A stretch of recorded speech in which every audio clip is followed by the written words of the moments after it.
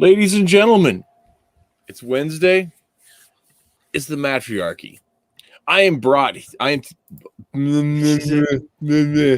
Hey, I'm a professional talker. Would you believe it? I actually get paid to speak to people. That's my job. Hey guys, how's it going? Doing well. We're off to a rollicking good start. That's an awesome. So yeah, let me actually, you know what I'm going to do? I'm going to go ahead and look up a thing really quick. Hey, so Twitless, while I'm looking up a thing, why don't you go ahead and explain what we're doing today? Yeah, I'll give it a shot. All right. Welcome everybody to today's hopefully a good introduction to what we're hoping to be a segment that we can do now into the future. Called the Comics, called the Comics Creators Club, CCC. And Reese, thank you very much for that awesome logo you came up with. Well, I stole it. Yeah, like all good art, it's stolen. So the point of this is the point of this club, and it's very exclusive. You have to totally be to pay your dues. So I hope that doesn't surprise anybody here today. But Metal Marmaduke Cartoonicus, pony up the cash. It's in Lifeblood. that's yeah, what we require of us. Okay. Found your flesh. I thought I'll wire it from your account back to you. We're paying it With Ethereum. Skills. Give me some NFTs. Even though I have no idea what those are. So I'm not going to talk about it.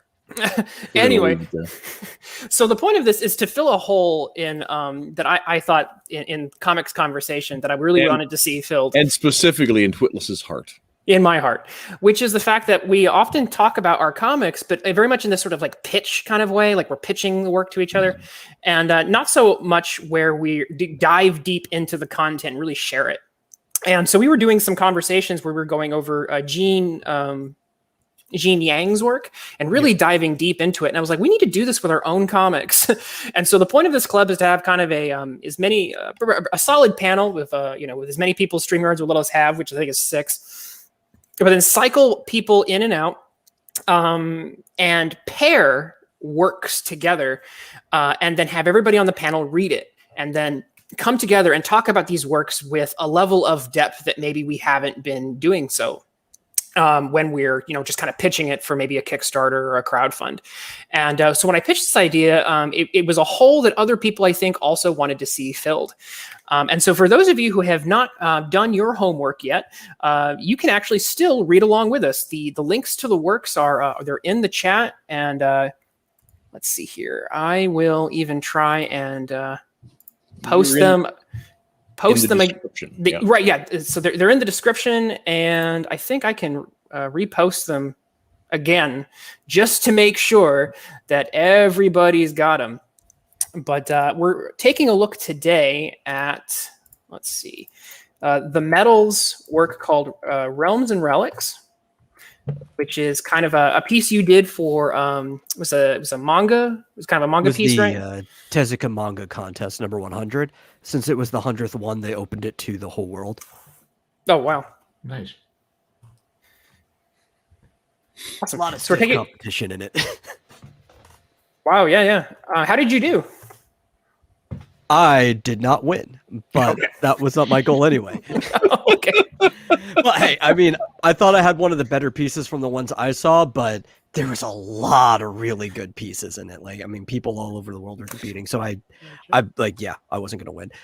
But it was like, hey, even if I don't win, I still have a full 40-something page one-shot that I can publish. So whatever. Well, there you go. And so, I guess since we started talking about the metal, I guess we'll pull that one up first. But like I said, ladies and gentlemen, if you didn't do your homework for today's Comics Creators Club, that's okay. You can still read along with us. In fact, I would like to start things off. I don't think we have a time to read a whole bunch of it, but what I would like to do is I'd like to start things off. I'm going to share my screen. Hopefully, I'm not going to actually share. I'm going to share a tab this time, not a window. I made that mistake last time. But here we go. what I would like to start things off with is doing a live reading of just the first couple of pages of this, just to whet everyone's appetite. What do you think? Well, it's totally unrehearsed, so it sounds like the perfect idea. Absolutely perfect. Okay, so tap into improv theater training. Okay. And trying to pronounce all of these like Nordic sounding words. And the worst of it is, this would be perfect if Matt Krotz had been able to make it. So I got a bag on the guy who's not here. Yeah. Everybody You're in. knows. So- He's absent. Because I'm petty. That's the ticket. So the thing is, we set this up like a month ago. And we even postponed it a week because I took last week off for my anniversary. Congratulations, by the way. 21 years. Can you believe that? She stuck around for I cannot believe it. I have Okay. neither can I. All right. I'm living the dream. You're living the Say miracle. It is. So anyway, I'm like, okay, I'm excited for the show this week. And Matt's like, so I didn't have time to read The Shadow Hero. I'm like, well, that's in 2 weeks. so yeah, way to go. I really appreciate that. No, I think Oh gosh. Star Storyteller from the chat says, congratulations from the divorcee. Oh, that's just oh that's yeah, sad. I know, Star. That's a freaking bummer. And Anyhow, Larry Bernard says that makes me feel like I'm reading a 90s era webcomic. Well, maybe we should infuse some energy with some 90s energy here. So it is a web comic written by somebody who was born in the 90s, so I don't know if that helps. it doesn't.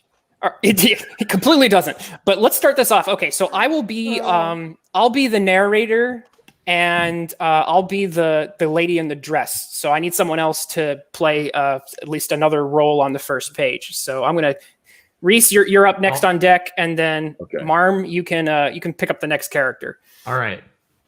So Reese is the bad guy yelling about the wife. You're the bride to be, and I'm just whoever appears next. Exactly. Okay. There's no way this can't go wrong. All right. So, capital of Neverett, Vanaheimer realm. I gotta get out of here. Here is the bride. It's already been 15 minutes. I can't do it. I won't let this be my life. Millions in his district, and he had to pick me. I want to see more than just this city before I die. I can really feel it. I'm getting touched. Okay. All right, Marm, you're up. Up this way. There is the thief. Okay, so who's playing the Metal, you're up. Yeah. Why can't anything ever go according to plan? Ooh, that's good. Oh gosh. I'm gonna have nightmares about this for years. Yeah. Watch where you're going, lady.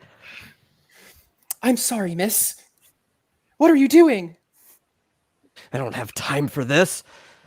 Why are we running? Look behind you. The Valkyr of, good lord, Folkvanger. Dun dun Volkswagen. dun. But why take me? Why are we being chased? I stole something of theirs. I'm sorry. Is it manga panel orientation or Western panel? Yes. Okay. Yeah. It's We are reading Western- right. We are reading right to left. Okay. Except it seems that a lot of the time the word bubbles are actually left to right. No, they're not. It's Right to left. Huh? All Yeah, right. that is the way they're talking. It's always right to left. Yeah. All right. So where were we? Okay. It was I stole something of theirs, right? Yeah. It's like it fell into your cleavage. Well, take it back. I'm not involved. Execute the thief and his accomplice. It's too late for that. All right. So we're gonna cut it. We're gonna cut our preview there, ladies and gentlemen. We've given you a preview of the first few pages of Realms and Relics, and we'll look at a couple other pages as well. But we can start the conversation there. So my intention was for everybody to kind of have maybe a topic that they wanted to broach, and then we could kind of like round robin it, and I don't know, we could figure this out, whatever wherever the conversation leads us. But what I also really wanted is I wanted an opportunity for the creators of the work to ask a question. Now here's for you, for those of you in the audience, ladies and gentlemen, who may not have yet ventured into artistic creation, or maybe you're just getting started. But all of us are egomaniacs. So it's just this open, it's kind of one of those like open secrets, but creators are egomaniacs, and we always want to be kind of like a mastermind who wants to be discovered, like all those classic Batman villains. We want what we've put into our works to be appreciated, but we can't tell you right off the front, I want you to appreciate this line I wrote. Because if you do that, you draw attention to it, and then you kind of like deflate all of the, you know, the power of someone saying it organically. So part of the and here's the secret of, I got one thing I got to say about that. Here's the ticket.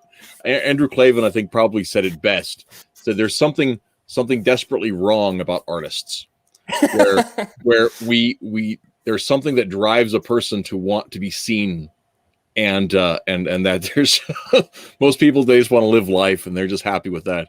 But for some reason, artists, they have this desire to be noticed. Well, and especially when you consider that most of us are probably introverts. Yeah, it's ironic, right? So I wanted to give this part of this Comics Creators Club is to also to allow an opportunity for someone to say, hey, you know, to ask the audience a question. What did you think of blank?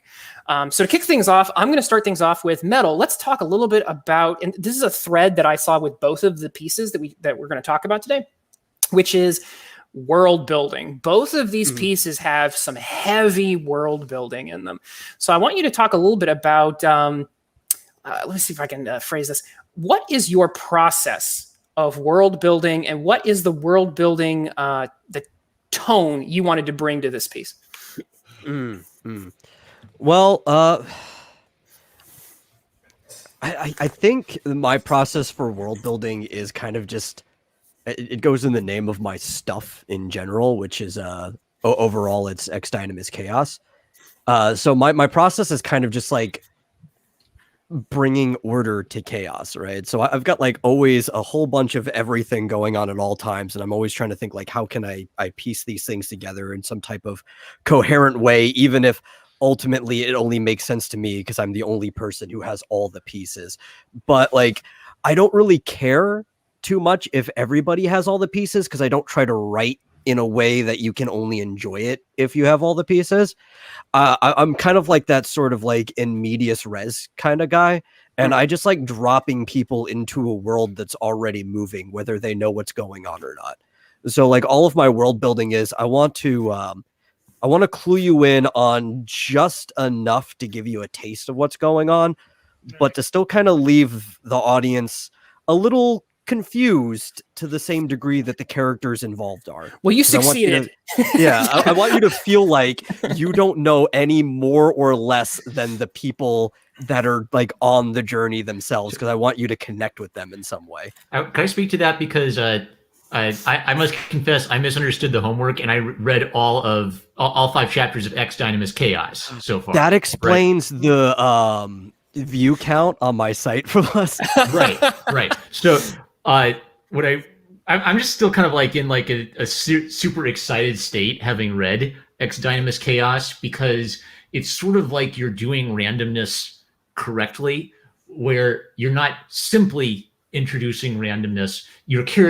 It's sort of like you as the writer are throwing ideas at us. The characters are discussing the ideas. The reader is surprised by the idea, but we're also still caught up in the immediate action of the moment. So an example I can think of is they reference the characters getting lost in the woods at some point, right? So clearly the characters have been going on lots of adventures before the first adventure where they're going after the succubus. And then a couple issues later, you reference them getting lost in the woods again, and they actually met a troll out in the woods. So my way of thinking about it is you sort of throw a curveball at people every few pages, to the point that we get used to the fact that this world is weird, and we'll never get used to all of these crazy things that are being thrown at us, right? It's almost, I guess I will compare it to something else I've seen, maybe to contrast it. It's sort of like if Scott Pilgrim was a guy taking the Shonen Jump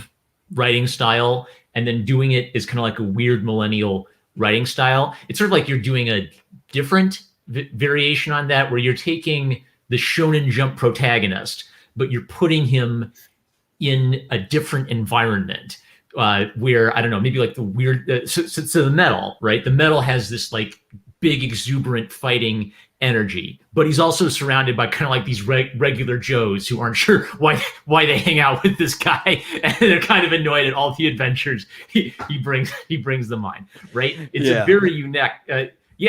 So I really resonate with you saying you want to bring order to chaos, because I just remember this delightful experience of just not knowing what's going to happen next, and that keeps building and building. And most importantly, you do it every few pages. It wouldn't work as well if you were throwing us a curveball once an issue. You're throwing us a curveball just about every other page. So I really think your intention as an artist is coming across in the appeal of the work. So props to you for that. All right. So Reese, what did you, since we're kind of on this topic of, being dropped into a world and not quite feeling like it, what was your experience? Well, first of all, I did want to go ahead and point out that I'm now insanely jealous of #1 Marmaduke fan. He's completed something that I have not been able to over the last 2 years, which was finish X Dynamos Chaos. It's really great, but every time I get into it, I've got to put it down to go to something else, and then it's months before I get back to it. And I've got to backtrack to find my place again. It's a mess. But as far as in this story, one of the things that I found a little bit of grounding with is that I have a passing familiarity with the realms of Norse myth from just studying mythology and stuff. So being able to kind of look at that as an anchor point, and then kind of see, well, how do those 9 realms fit with what's going on in this alternate mythology that you have going on in this particular story. I really enjoyed that piece of it. So, oh boy, is that going to make things even worse for you whenever I get to the next issue of this? Because I completely turned that 100% on its head. Cartoonicus, what was your experience reading Realms and Relics? It definitely caught my interest. I've always appreciated the kind of twist that's going on here is that I noticed, at least, is that obviously we're dealing with Norse mythology, but all of a sudden it's brought into what seems like at least a fairly modern, maybe a little bit steampunk world. Always like cool variations on that, the treasure planets of the world, as you will. Although I hate Treasure Planet, I know what you mean exactly. Oh, you've just hurt me. A heart attack. You just hurt his feelings. An actual hot take. I will. It's not take. It's a very, very cold take. So the reason Treasure Planet is trash is that it absolutely destroys any of the motivation or character behind Long John Silver. And Long John Silver is one of the 2 perfect villains in fiction, and without his personal stake in it, because he has no claim or stake in Treasure Planet, so anybody has as much right. But in Treasure Island, Long John owns a certain amount of right to the treasure because he died for it. I mean, parts of his body, he risked life and limb for it. He killed for it. He lost limb for it. He has a personal ownership for it. In Treasure Planet, everybody is Indiana Jones. Everybody is a scavenger. Everybody has equal amount of claim to it. There's no moral right or wrong involved in it. And so there's no stakes in Treasure Planet. And also, Long John's supposed to be beautiful. And Disney can't do Long John right. Anyway, I want to segue to a different subject. Reese. So the metal, you clearly tweaked your style. So did you say, I'm going to compete in the Tetsuko Awards, I want to lean more into a manga style? Because I just noticed you use black and white more, you use cross-hatching more. What was the decision process on, was it maybe more gradual development, or just I want to try a new style? Actually, oddly enough, this is closer to how I normally draw than the actual webcomic is. So when I did my webcomic, I decided that Just spoilers, the entirety of the webcomic in nature is that I'm gaslighting the audience, right? So a lot of like the style to it is built on that. I kind of wanted to go somewhere between kind of like this rough Saturday morning cartoon, but also not. Like it's almost like halfway between Hanna-Barbera and like a 90s anime, but then also like really intentionally crudely drawn. This is on the actually Goku and the Scooby-Doo team. basically, this on the other hand is actually how I drew like all through high school. So this was actually my comfort spot. I just kind of like slipped back into what I was doing. Gotcha. So okay, so I'm just since we're on this page here. So are you a Final Fantasy fan? Am I seeing some Final Fantasy influence with that Leertree character? Yes. I love Final Fantasy. Okay. It's one of the first like works of fiction I was ever introduced to in life, and I constantly go back to it. A lot of my stuff is heavily influenced by Final Fantasy. Which one's your favorite? The second I saw him, I heard an anime character in my head. Okay. So that's some real old school ones. Yeah. Some people go, 7, which No, I think 6 is the best, but 4 is my personal favorite because of the story. 6 is pretty darn good, yeah. Which you could probably see in the influence from that dwarf there. I'm the guy who says Chrono Trigger. So when people ask me what my favorite Final Fantasy is, that's what I actually say. I go Chrono Trigger. And I've never played either. You're missing Nor out. So we lost Marmaduke. I'm sure he'll be back in just a second. He said he lost my connection. I don't know how he sent us that. Yeah, it's weird. Using some internet magic. All right. So, you know what? It occurred to me, I started off asking the wrong question. The right question to start off a panel like this is to ask everybody what their favorite part of this was. So yeah, probably. So let me start that off. Reese, what was your favorite part? My favorite part is how integrated it was. There weren't one thing you see with a lot of web comics, and this isn't something I've encompassed at all with the Metals work, but with a lot of web comics, you have ideas that start to have a point, and then they haven't really thought out the universe, and so you can tell that they're kind of making it up as they go. And one of the things I loved about it is it felt like a fully realized thing. I also loved the idea how he. One of the reasons that I went ahead and suggested to combo with it is that he picked one of my favorite themes, which is mythology and how mythology can incorporate into different storytelling techniques.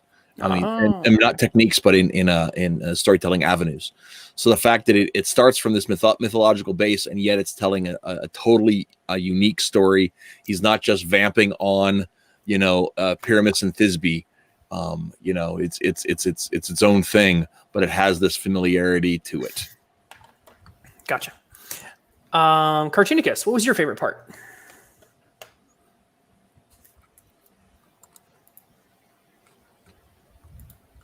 Hello? I don't know. Is he I there? didn't like it. No, I was asking you, buddy. Oh, I'm sorry. That did not sound like Cartoonicus, what was your favorite part? I actually like the little guy. You like the little guy? He was very fun to read. I would say it's a well-designed character. It definitely, he grabs your interest, makes you want to, you hang over every word he says. You want to find. It makes you like to read him. I can hear him in my head. I have a voice for him. That's the kind. Yeah. You need to be. Here we go. It's the first time in the comic. It really, I feel like I'm being sucked into the world of this. And, it's like, okay, things are happening. I get that this is an integral character to the story. And the way he's going to be connecting with everybody else in the story makes me think, okay, I want to know what's going on or what's going to happen next. Marmaduke, since you just got back, we were talking about what our favorite part of Realms and Relics was. So contrasting it with X Dynamis Chaos, and this is based on me just reading the first part of Realms and Relics. It feels to me like in X Dynamis Chaos, the metal is using chaos, using insane ideas for comedic effect. And in Realms and Relics, we still have this emphasis on a wild world, and I'm just going to throw you right into the wild world, but a little bit more controlled. Here's a character, she's got a problem, she's got to get away from her mother forcing her to marry someone, right? So maybe it's like both hit you with a lot of ideas, but maybe like as an artist, the metal is taking a different style or approach to the idea of using chaos in a narrative, where kind of like comedy contrast on the one hand and adventure, slightly more serious contrast on in Realms and Relics. I kind of like seeing an artist play with an idea from a different angle in a separate work. So I am interested in the direction Realms and Relics is going. Gotcha. All right, so I'm going to say that I am a sucker for a quest narrative. So this thing starts up 1 down, 8 more to go. So they are on the quest for these relics that seem to have. It's weird because I don't think I can say they're magical, because there's this weird blend of, I think, technology and magic kind of going on. So I would just call them, I don't know, Magitech or whatever artifacts. But like I said, I'm a sucker for a quest narrative. So that I think that setup is really nice. And treasure hunters is always a really appealing thing. Also, I love the hot bird ladies. I mean, it's comics. Sometimes your brain just like attaches to like something really shallow, and I'm like, yeah. Oh, so were you? She looks a lot like Wonder Woman, except like as a harpy character. Was there like a Wonder Woman influence going on there? No, actually not. Oh, really? Oh, okay. No, she's just a Valkyrie. Actually, she shows up in X Dynamis Chaos. A lot of people haven't even noticed that is the same character that has showed up already. Oh. Marm actually would have seen her since he caught up to the most recent chapter. Yeah. Okay, was she in the giant tournament that the metal hosted? No. She was in the very first page of chapter 5. All right. You have a tendency to have like lots and lots of characters, right? Yeah. No, she's just a Valkyrie. I mean, I guess they serve similar roles though, because like the Nordic Valkyrie are kind of the same mythological role as the Greek Amazons. Like they serve like the same purpose. Yeah. So I guess there's maybe some accidental influence there, but nothing particularly towards Wonder Woman. Wow, because like I just even this panel here, it does that not scream Wonder Woman to some like angry Wonder Woman perhaps, but.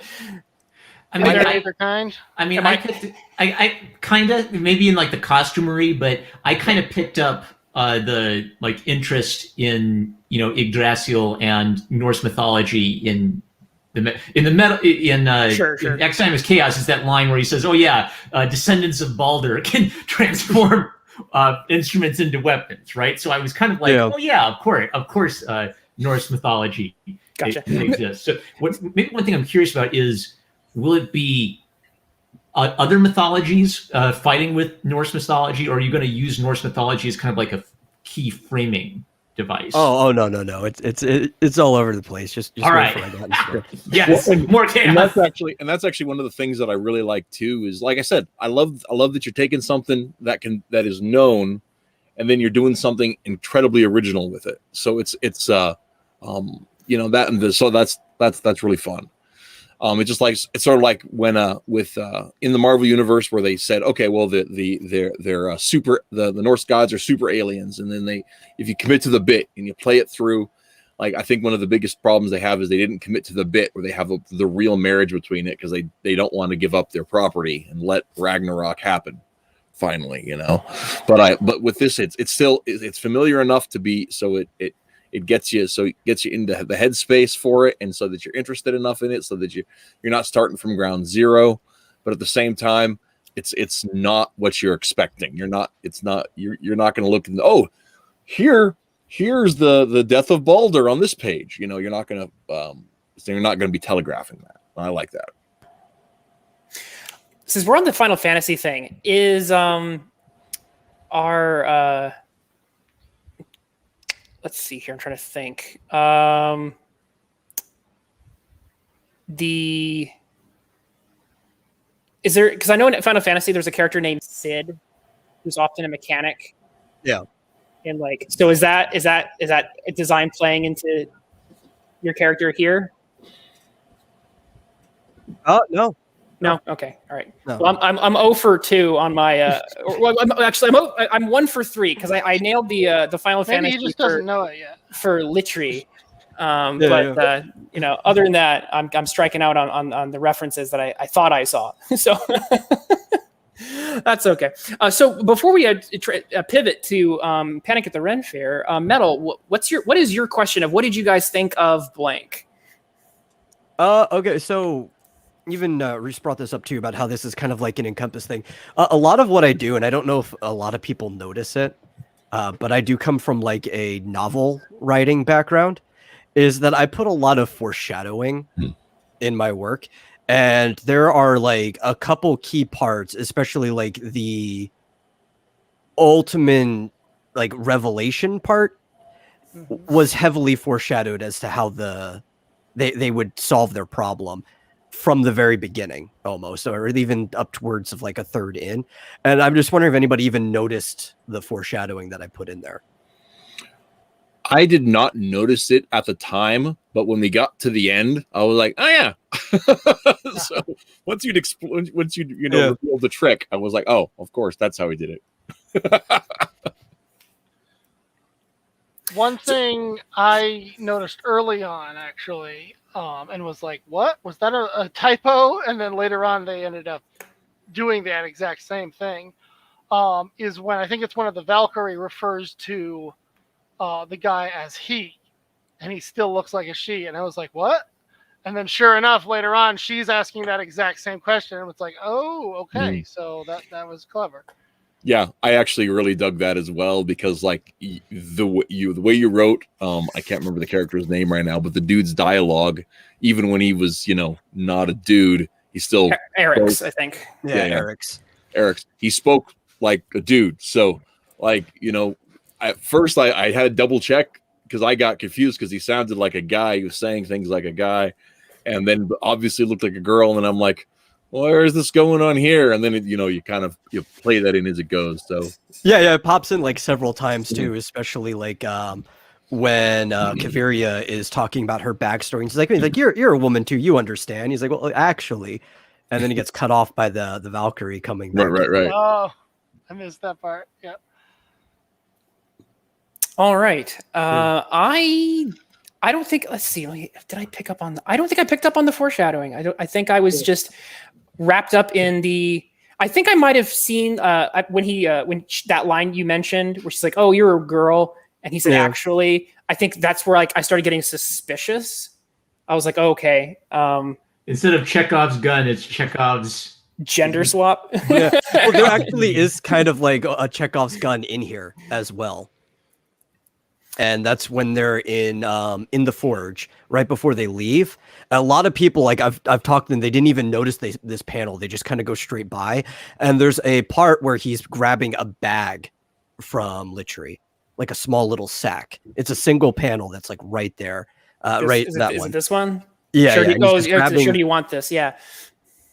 Sure, you want to do this. And that sack is the same one that's holding the Jin dust that he uses later on.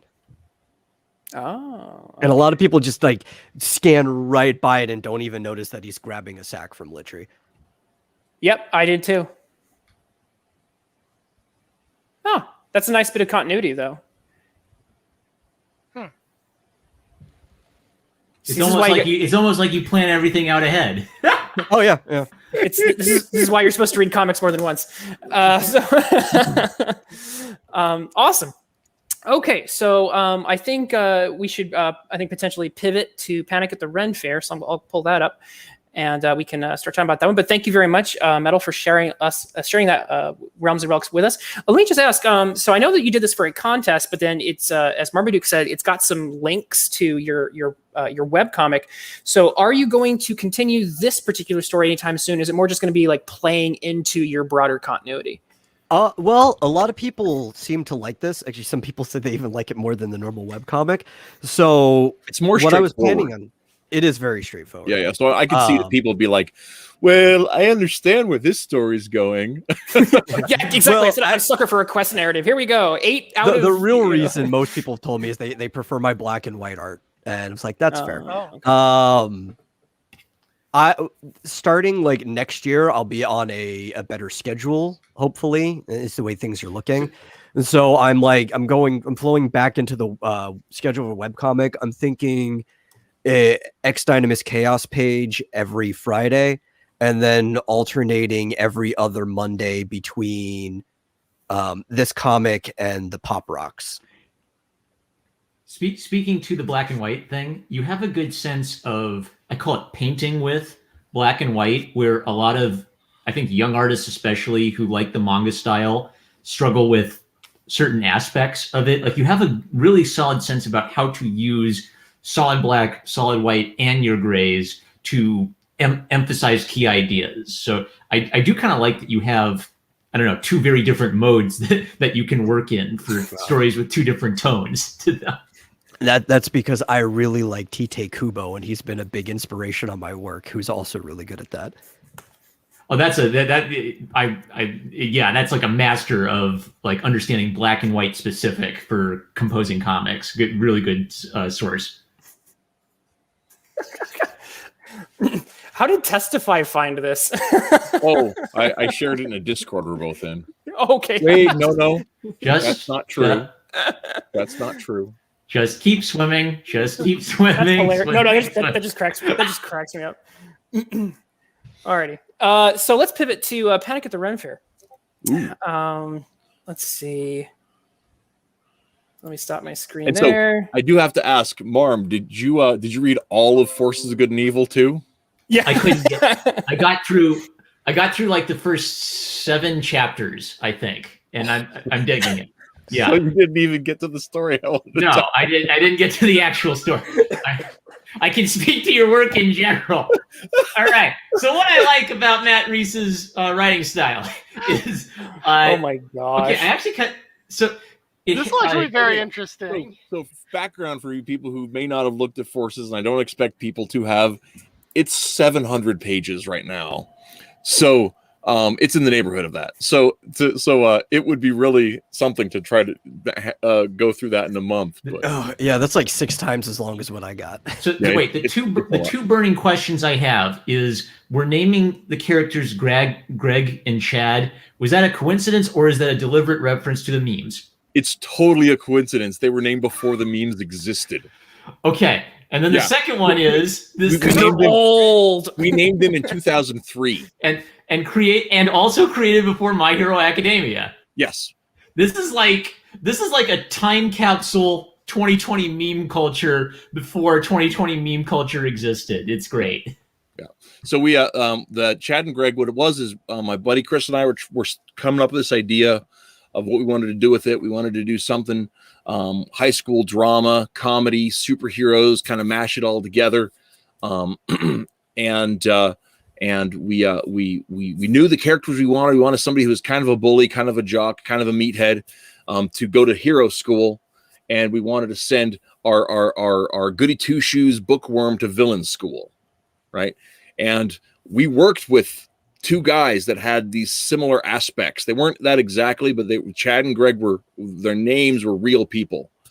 And we said we went to them and said, look, we'd like to name our characters after you because you emote a certain thing about it, and we think it'd be great. And the names are distinct, and they're one syllable, and they've got something going on with it.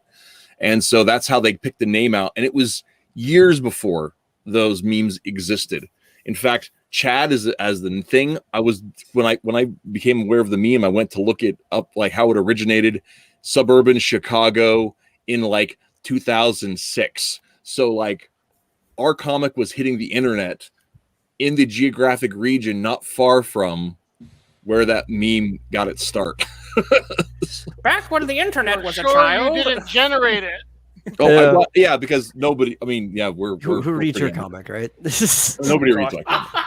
Yeah. Okay, so I know how you feel. You also predicted the CIA creating heroes and villains for no other reason than just they want to have heroes and villains fighting each other.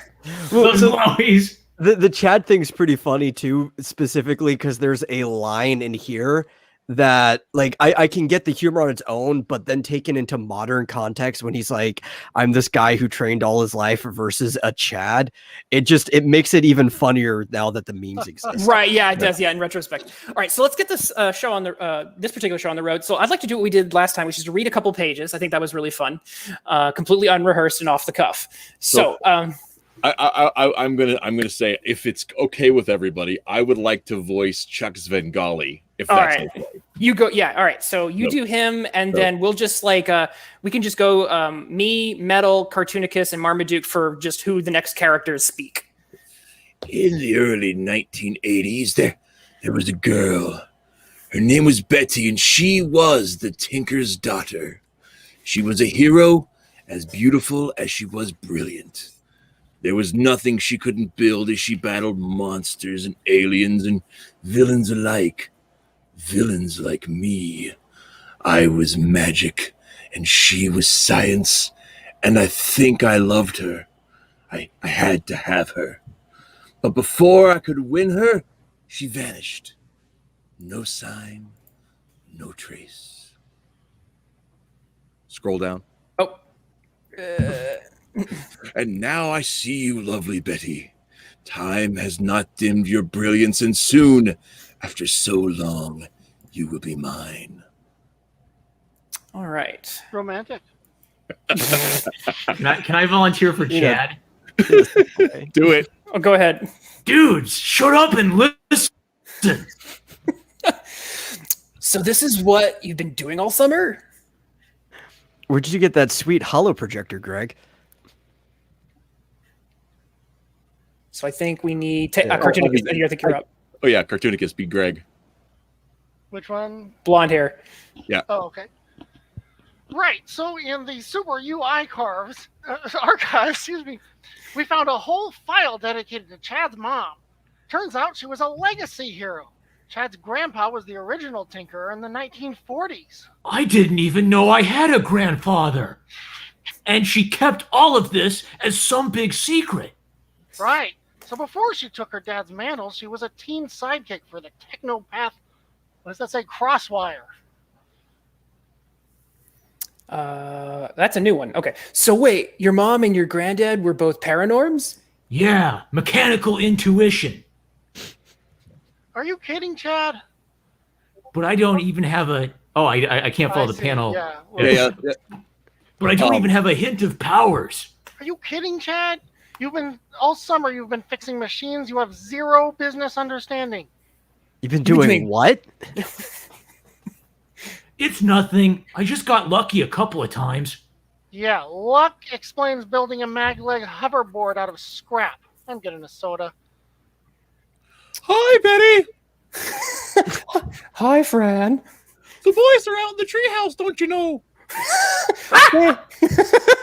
Thanks. Oh, the don't you know It's rural killed me. Wisconsin. Yep. Chad, it's time to go. You need to pack for the Ren Fair. Do I have to go? It sounds so lame.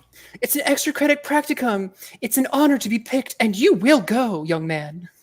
Breakdown. You gotta come with me. This whole thing is gonna suck. Oh, man. Oh, okay. This 1, 2, 1, 2. I get it. Yeah. That is That's a real reason not to go.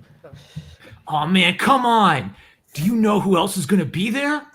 Yeah, I know. All the advanced students. Like you. Another reason to skip it. Dude, you gotta. No, I don't gotta.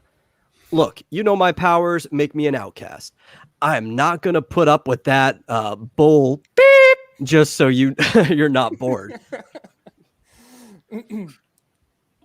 Friday, the 19th of August, 6:07 a.m., Michigan, the UP. What do you mean, Mom? Chad, is everything okay? What do you mean, Mom? You just seem distant, I suppose. I know you aren't keen on this Ren Fair thing, but it's felt for weeks now that you've seemed closed off. Just look, it's the second day on the road and you've barely said 2 words. Are you sure there isn't anything you wanted to talk about? Not really, Mom. And besides, we're here. Chad, honey, I want you to be able to talk to me. Later, okay? Chad, yoo-hoo! It looks like it's time to be academic. All right, so let's end our preview of Panic at the Ren Fair there. Again, congrats to all of our voice actors. Give yourself a round of applause. That's extremely well done. And that's definitely going to be a tradition we're going to carry forward with the Comics Creators Club. I came up with it like 20 minutes before we started, and already it's like the best idea we've ever had. Clip this for later. Pass, right? Yeah. Oh, I'm definitely going back and clipping the beginning reading of mine. Yeah. All right. So let's start things off with the correct question this time, which is, what did you guys like the best about Panic at the Ren Fair? Let's start with the medal.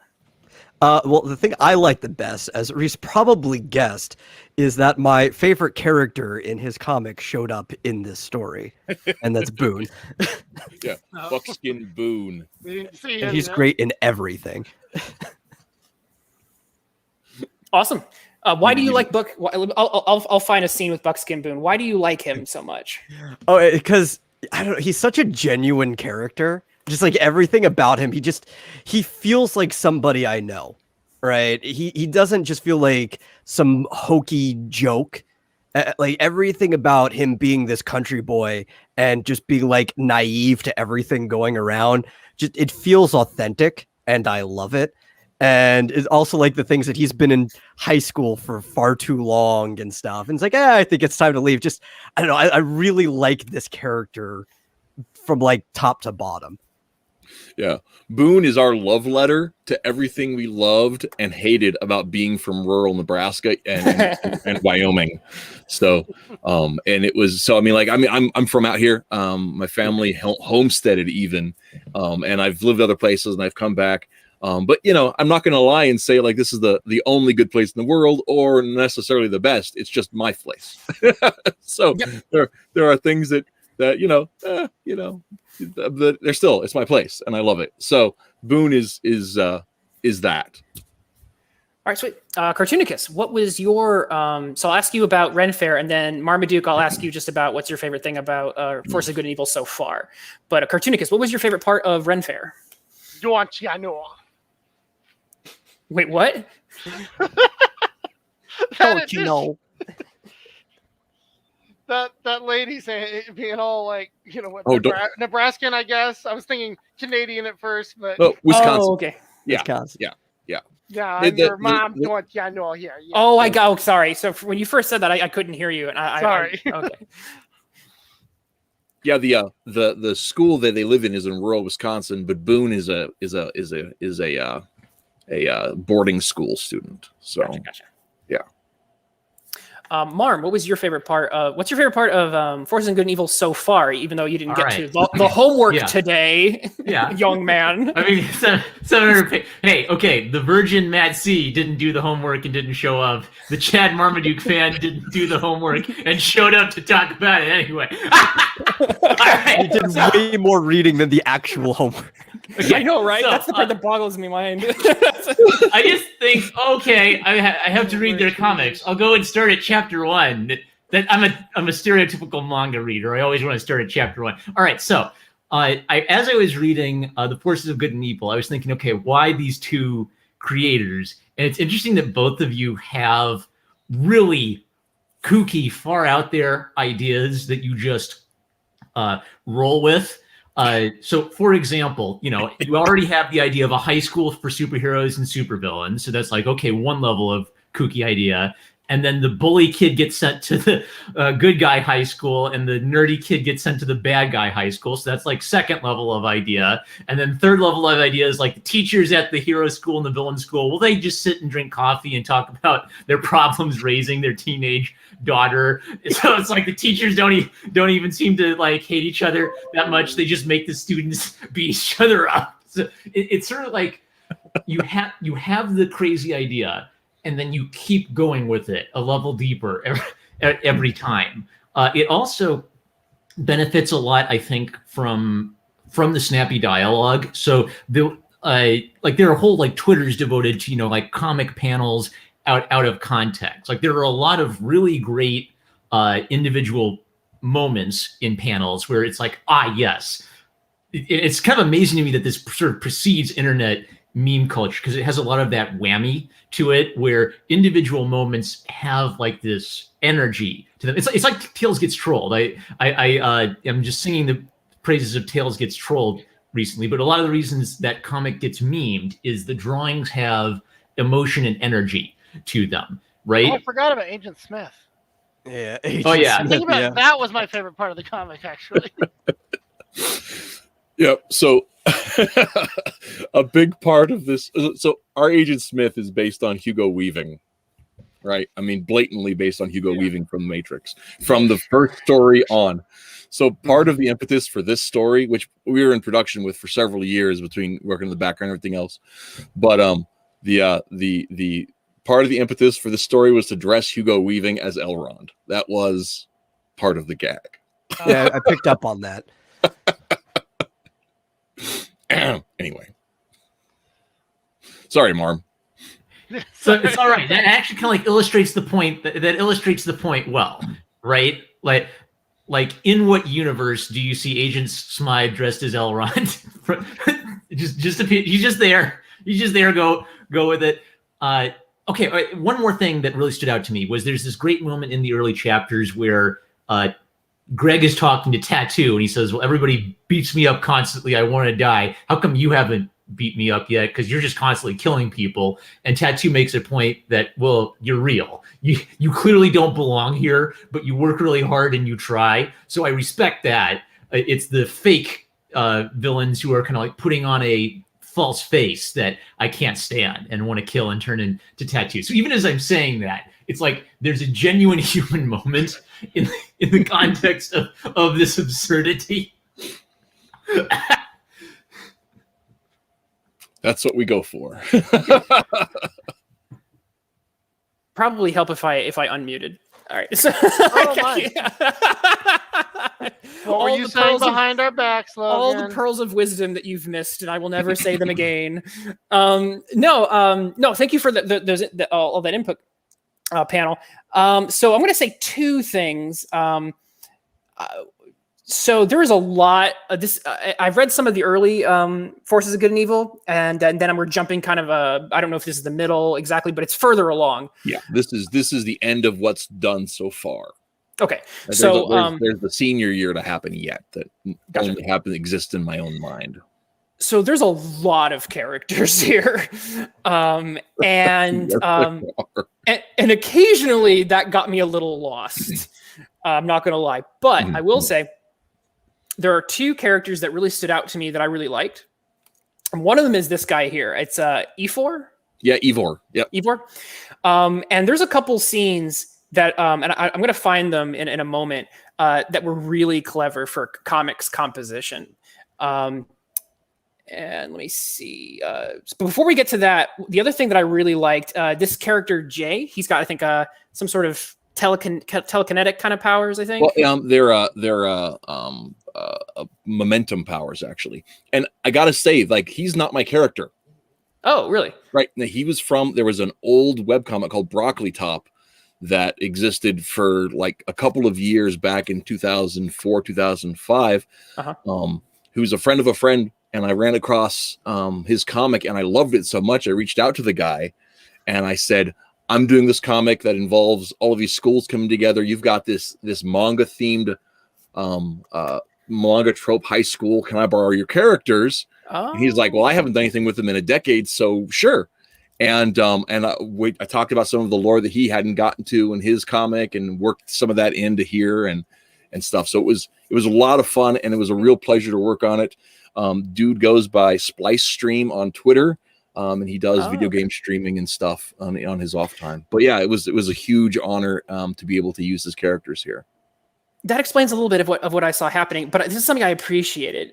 So in a lot of these types of situations, we often, when we read comics especially, we start doing trope prediction. We go, we're setting up these characters, but Chad's our main guy, which means that when Chad starts, we kind of expect that Chad is going to go through some sort of arc where, he's starting to like learn his powers a little bit more. We're following some very stable patterns in fiction storytelling. And so there's this kind of expectation that Chad kind of has to win, or at least, he has to succeed at his at the Ren Fair competition. That would be a very stable arc that we have seen before. But whenever I detect that type of arc, there's a part of me that always wants to see, the other characters maybe win as well. And so when we saw Jay, and there's this interesting exchange where Jay and Chad are basically both using, they're both using their abilities, right? And they're both kind of on a very similar parallel arcs where they're both kind of gaining ability in a sense. But because we know Chad's the main character, there's a part of it, there's kind of an expectation, Chad's probably going to win because he's kind of the main character. This Jay character is probably going to have to take second place. But that's not what happens. As you can see, they basically tie.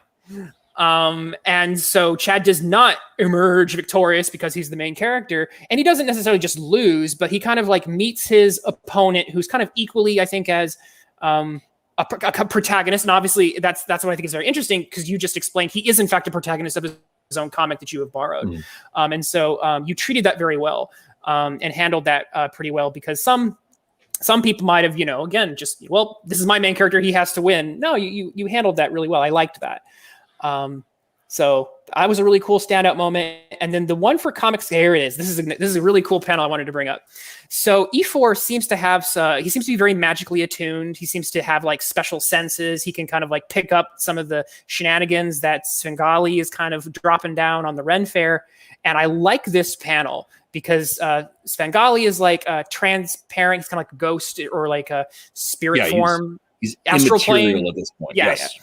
He's astral planing over here, and he's observing things, but E4 kind of detects him. And this exchange here, where he kind of turns and looks at the viewer, Svengali is looking at, this is a very clever panel. So I really got to give you props for that, because when E4 is looking at the reader as if Svengali is kind of looking at the drama unfold, you get this very interesting effect, because we're looking on the comic, but so is Svengali. So in a sense, we're occupying Svengali's observational mode. And so to have the hero or one of the heroes look at us accusingly is a really neat metafictional moment. So well done. I like that. Yeah, and I got to give a lot of props to the artists who worked on this story. The main layout artist is a guy named Rolf Gardot, who's done some work with us. And then the finish art is by Tolly Essen, who's my boy Tolly. So yeah, this page is Tall's mostly. So Gotcha. Yeah, this was my idea, but it looks good because I have bad backup. Yeah, there we go. Yeah. All right. Yeah, there was another thing I liked. Okay. And it was going back to the mythological subject from earlier, because there obviously the underpinnings of this story are heavily based off of mythology. It's necessary for the core mechanic of the plot to work, but you don't really deal with it for most of this chapter story right here, the 40 pages. And I really like that, because most people probably don't come from a Gallic background and understand just outright things like Esprindos and Anun. So just having this very, very brief explanation and something that's very simple to understand being the core mechanic is a smart decision. Because otherwise a lot of Welsh and connected lore can be very, very confusing to somebody who's not completely wrapped in it. There was some heavy Celtic lore going on here, especially at the end. So E4, I think, does some explanation. He drops some helpful exposition, which is all set up, by the way. Yeah. Oh yeah, because I don't want to give spoilers to those of our audience, to check out both of these comics. So you can, participate, in our club and be in the know, just like all of us on the panel are now in the know. But this one ends on quite a bit of a cliffhanger, and I'm not going to spoil it, but it's definitely there's definitely a TBC, a to be continued, a very significant one. So So when's the next one coming out, man? Like you gotta resolve this. Yeah. So okay. So here's the thing is right now I've gotten new updates on hiatus while I'm trying to work on some other projects, and figure out what I'm going to do as far as art goes. Tolly is who was very helpful with this one. He's in college now. And so his free time is taken up with not being free.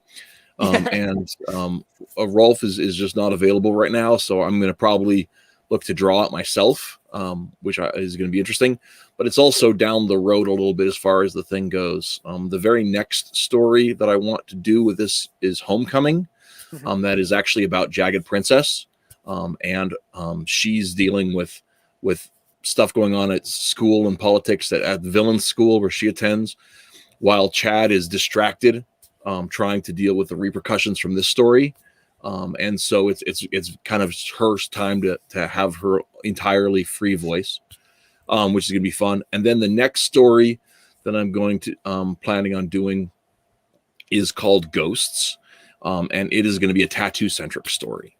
And basically it talks about the mechanic of how his powers work. So, the only person who really has a clue about that is probably the #1 Marmaduke fan, but okay, because he's read all of that.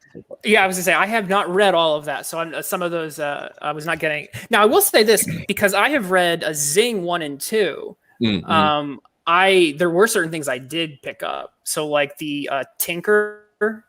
Lineage, for example.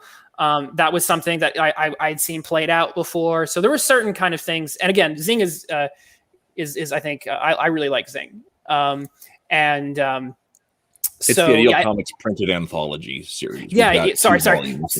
Yeah. So everyone check out Zing. It's kind of like it's a little bit like some of the Astro City anthologies a little bit.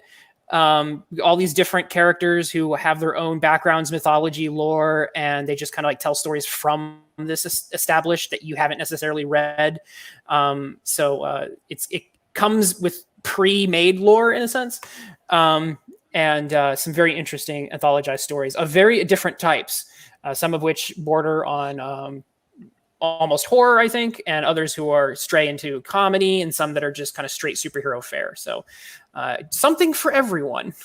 And eventually the digital will be available on like a Gumroad, but I have to we've had problems with our native store on our website, so just avoid it for now. I'll get it up there sometime around Christmas probably. But. All right, awesome. Or you can PayPal me money. Awesome. You just PayPal him money, and he'll just mail it to you. Comic commissions, I like it. We'll do to suit the Nebraska. We'll do like barter system. I'll I'll mail you some. I'll mail you a cow, and you can. Wait, now Marmaduke is multiplying. Marmaduke is multiplying. Does this create an echo? No. No, you're fine. What are you doing? Wait. I didn't do that. I was all by itself. Okay. Oh, okay. I thought he killed himself, like in one, so there, he could be the stronger of the two. It's Josh fight all over again. That's amazing. It's the prestige. He's teleported himself, and one of them has to die. #2 Marmaduke fan is still out there somewhere. #2 Marmaduke fan is out there somewhere. But yeah, I really like that. One of the reasons that when we first were talking about this, the Metal said, "Well, I want in, and here's my story. It's really digestible, and it's really fun." And I read it the day he sent it over, and I said, I emailed Twitless and I said, "Dude, I don't want to be a jerk because I don't want to just make this thing about me, but I have a story that I think is a really good counterpoint that I think it'll be a really good." Shot or chaser or something for it. Yeah. Like I said, both of these have quite a bit of world building in them, and both of them have a lot of mythology. And I think you two are a natural pairing because of how much you love myth. And so obviously, I think Metal is, at least in Realms and Relics, was dealing more with sort of Norse myth, whereas Reese, you deal far more with Celtic myth, at least in this piece. I know that when you're into myth, you're usually into more than one. But in these stories, we have as shot chaser, we've got Celtic and Norse, which are both two very awesome mythologies to draw from. So let me actually ask you this: what is your favorite mythological component that you are working from in these stories?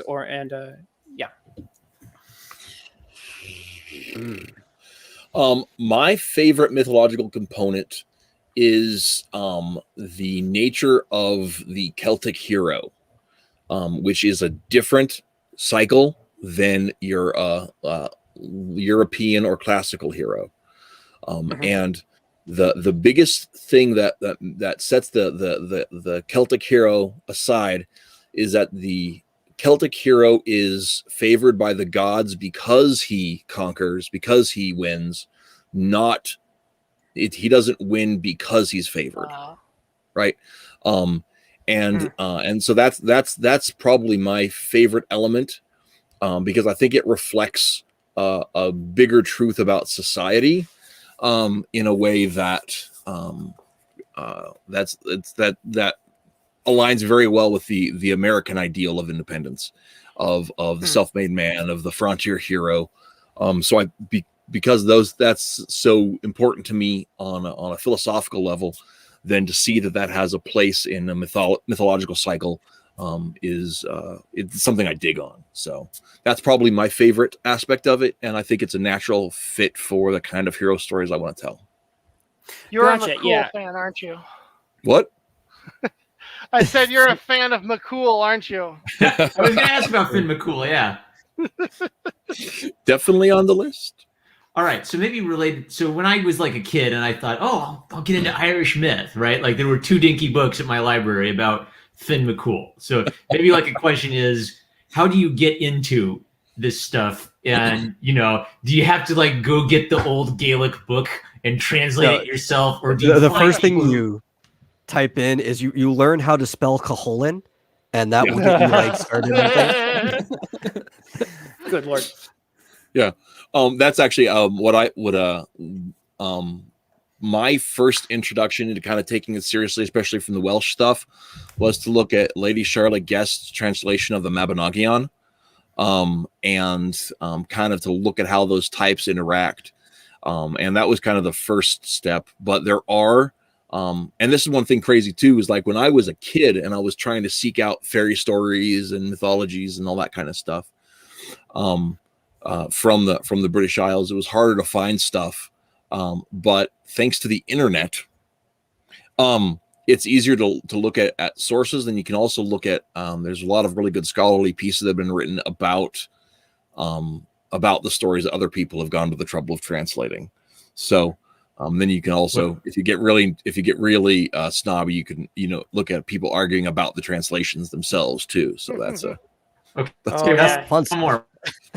Did Coolin really win his wife in a pissing contest? Well, that depends on the story, but All right. Sometimes he did. Also, Metal, if I may, and I'm going to put it in what? I have no idea where to put it. I can't put it in. I can't. Private chat. Pop it in a private chat. It's usually the best way to put. If we're trying to put links. People like these are really good at doing the first part.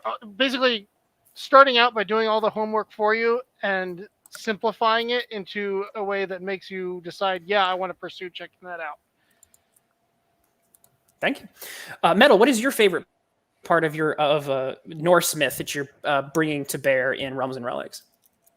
Probably the cosmology, but I think that's kind of my favorite part of every myth. I'm like fascinated with how ancient people tried to understand the makeup of the universe and stuff, and a lot of them have very, very different ways of looking at the world, not even just like between each other, but also between themselves over time, like anyone else. So it's really cool to like dive into it and then tear it apart and be like, okay, how am I going to use this for the makeup of everything? Because like you said, Norse, those 9 realms, I also figured out like what they correspond to in a bunch of other mythologies, and that will come up. And a lot of the realms are literally just the same places, but different cultures call them different things. Mm-hmm. So I actually love the Yggdrasil world tree cosmic dimensional side of things, and I actually use it eventually in Omega Girls. So there's a smacking of that in there as well. So I'm with you. I'm with you there, brother. And I'm with you, Reese, on Celtic myth. I'm not as familiar with it as I'd like to be, but what I've read, I have liked. That's surprising. I love. I think it's the some of what I've read is the war between, I think it's the Tuatha De Danann and the Firbolg. Yep.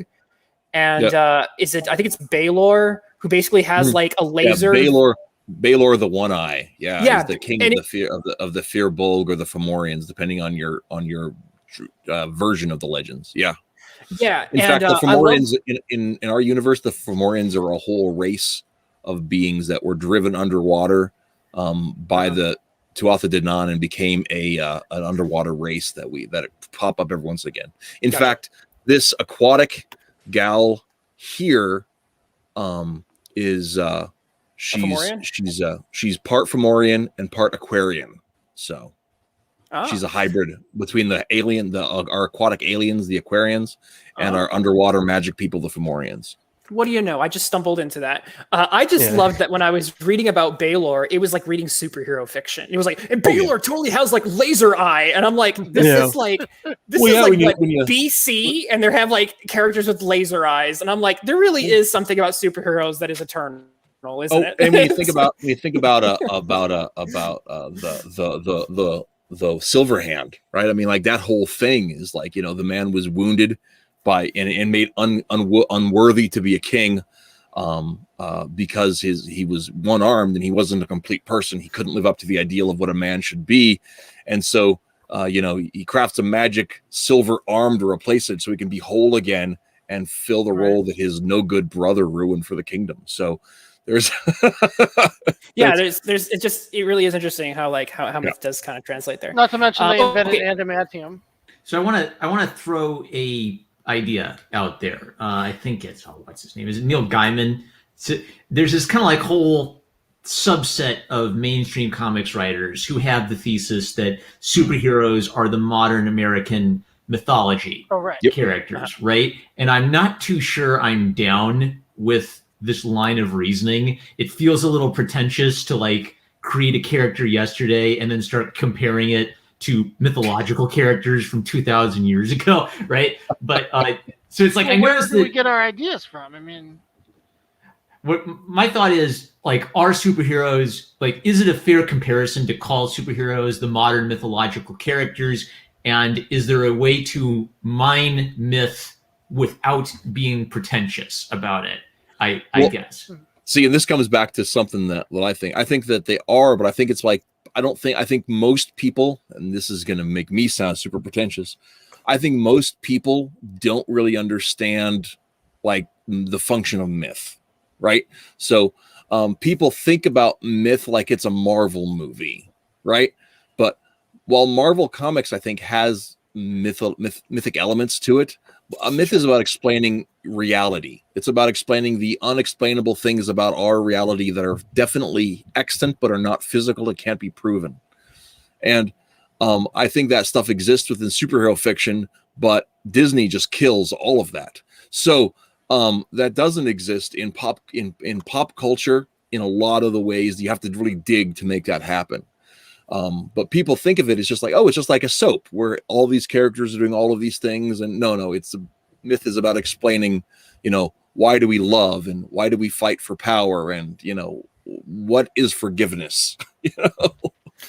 So I would say my answer is yes and no. I think that superheroes definitely there's definitely a lot of relationships to myth, but I would say that classically myth had a much greater integration into society. It had a quasi-religious component to it because people believed in it. They didn't necessarily take it 100% maybe as true, but there was a part of them that knew that Thor existed, Odin existed, and he was kind of real. And so the stories that they told took on mythic proportions, and it played the thing that makes myth and not just fiction is the fact that there is something kind of true about it. And often myth had this quasi myth religious component to it. People don't believe in Superman. So like I would say that like superheroes are kind of like I would say they don't, but I think they used to. Right?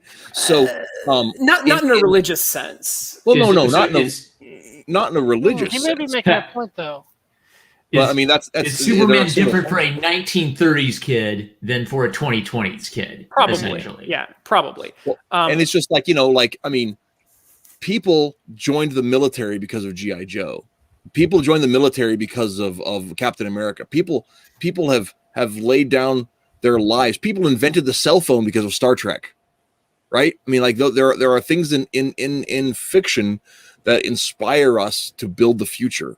And I think that that's every bit as important as you know, Thor being an idea of a concept of idealized manhood. Right. So I would just say that I think that superheroes are definitely the children of myth. I don't think they're the exact same. So to say that they're analogous, I think is an oversimplification. But there are definite links. And I think I've got a pretentious theory that kind of ties into your point, Twitless. So let me see if you guys think I'm nuts. So in ancient mythic contexts, especially if they didn't have like written language, the guru, you know, like the village elder would have to perform the myth at the campsite, right? So there would actually be like a heavy emphasis on memorization, on repetition, on the story being told and retold generation after generation.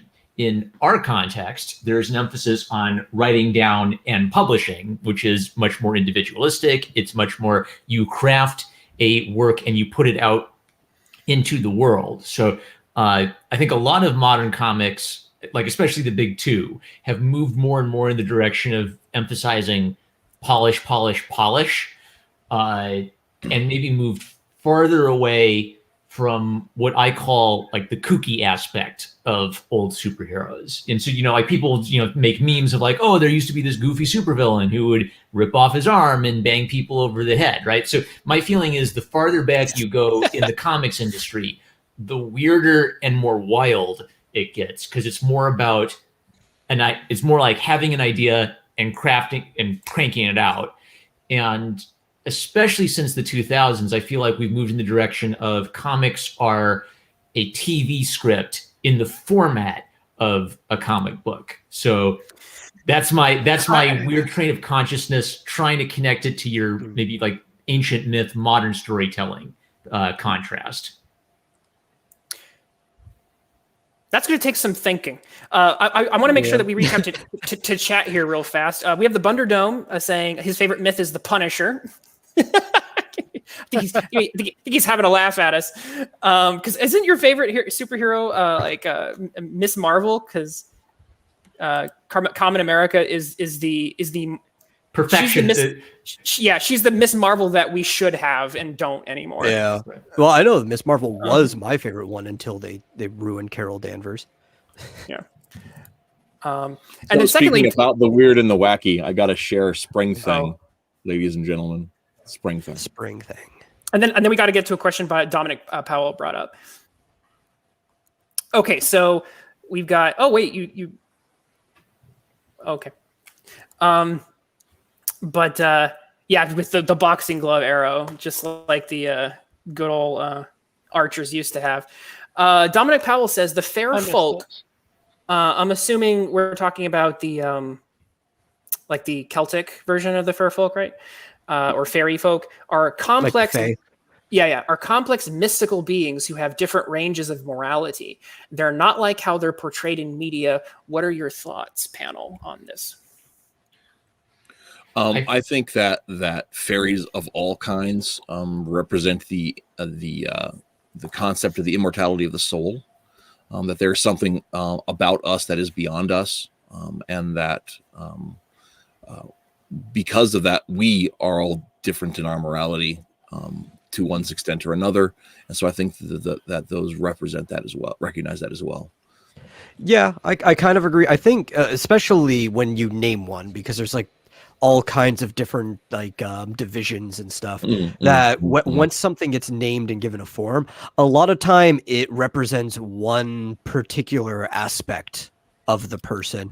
Like one of my favorite ones is the puck, which kind of is that aspect of a lot of people don't want to be the person who's in charge. They just kind of want to serve somebody, but at the same time, they want to serve somebody who's worthy of serving. And like, if you're a very talented person who displays that you're worth of serving, a puck will come in and they'll clean up your house and be your butler or anything. But if you're not worthy, they'll punish you. They'll play tricks on you and stuff because you need to be a worthy person.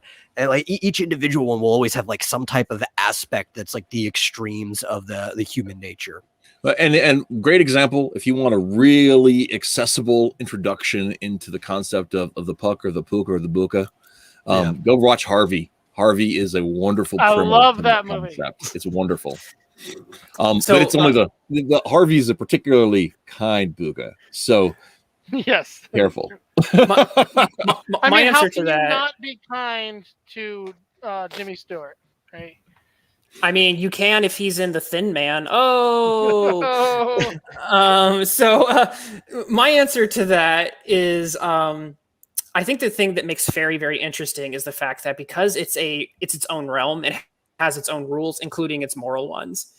And so what makes that kind of fascinating is the fact that it's kind of terrifying, actually, because you have a world where morality doesn't work the way it works on Earth. And so you'll have these stories where like the human being is kind of like terrified to go and go to like a fairy feast or a fairy dance. And it's like, and it's like, what's a dance? It's a feast. And it's like, well, you don't know that if you participate in this, you'll be either bewitched or like 1,000 years will pass by. And the fairies aren't necessarily like doing this in a malicious way. Their world just works completely different and alien to yours. It's almost, it's kind of like what Lovecraft ended up picking up on eventually when he did his cosmic horror, which is the idea that, you know, what makes the unknown so terrifying is that it's so different. It's not just that it's out to get you. It's the fact that it works on completely different alien rules. And so fairy as a realm, and therefore the creatures that inhabit it, are working on a very different level. So I have no idea about that there, Tim. That's fascinating. I'll have to look into that. Someone used to read the Bunderdome's Winnie the Pooh question in an Alex Jones voice. Can someone confirm this? Winnie the Pooh is, I thought, short for Puka. He's different from Hobbs in that he's a real spirit that inhabits and presents as a stuffed bear. That was a very close to Alex Jones' impression. Congratulations, sir. Bravo. I don't know if that was taken out of the name Pooh, but I do know the name Pooh was based off a real-life animal that was a swan. Oh, okay. Boy, Winnie the Pooh lore. Holy cow. Yeah. We'll have to have a whole show. Oh, man. Yeah, check out the story of A.A. Milne. That's fascinating. Yeah. Okay. Guys, I hate to be this way, but I have to cut out. Fairies are aliens. That's my take. What? Okay. Fairies are aliens? Well, aliens are demons, so you may be right. Oh. So, how's that for an Alex Jones conspiracy? Okay, guys. I know, right? Here we go. We got to wrap it up. Next week, what are we? I forget what we're doing. Oh, next week we're talking Jack Chick as a horror comicker. And then the week after that, coming back around to readdress Gene Lewin Young. Next time on the Comics Creators Club, we don't know. We'll have to talk about that backstage. Yeah, we will let you guys know. But make sure you check out the works that are posted in the description for the video and that have been posted in chat. Panic at the Ren Fair and Realms and Relics. If you're interested in myth, the big overarching theme that unites these. And if you want to read all of Forces of Good and Evil, you can, because it's a big one, isn't it?